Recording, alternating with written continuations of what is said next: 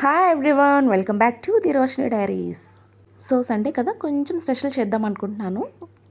చూస్తేనే మీకు అర్థమైపోయి ఉంటుంది, సండే అంటే మనకు గుర్తొచ్చేదే biryani. So let's make chicken dum biryani. First of all నేను రైస్ అది నీట్గా వాష్ చేసుకొని సోక్ చేసుకున్నాను.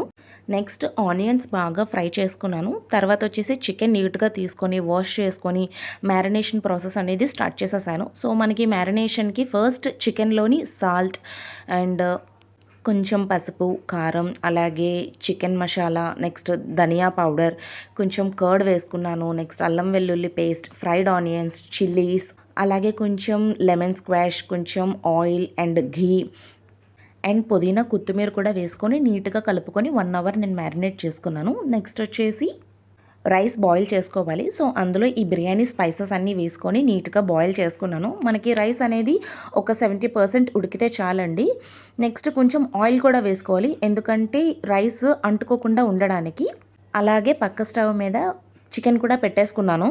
సో చికెన్ కూడా నీట్గా హాఫ్ కుక్ అయిపోయింది. తర్వాత మనం చికెన్ మీద లేయర్గా రైస్ అది వేసుకోవాలి.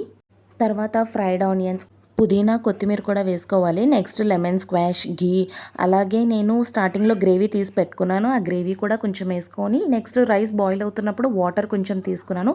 అలాగే వాటర్ కూడా కొంచెం వేసుకోవాలి. తర్వాత తవా పెట్టుకొని ఇండైరెక్ట్ హీటింగ్ చేసుకోవాలి మనం. అంటే ఫస్ట్ 10 మినిట్స్ హై ఫ్లేమ్లో పెట్టి నెక్స్ట్ 20 మినిట్స్ సిమ్లో పెట్టి కుక్ చేసుకోవాలి. అండ్ టెంటడాయ్, here my biryani is ready.